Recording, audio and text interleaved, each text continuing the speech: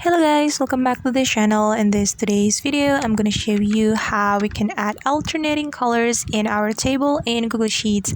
Let's get started. Here I have created the table and I'm going to add alternating colors to this table. So first of all, we can select the table like this. We can tap and hold on the table and drag it. After that, we can click on this A button. Just simply click on it, then choose cell right here, and we can go down until we find alternating colors, and it's right here guys. Just tap on it and then choose the formatting style that you like. For example, I'm going to choose this one, and let's check the result guys. Okay, it looks better, right?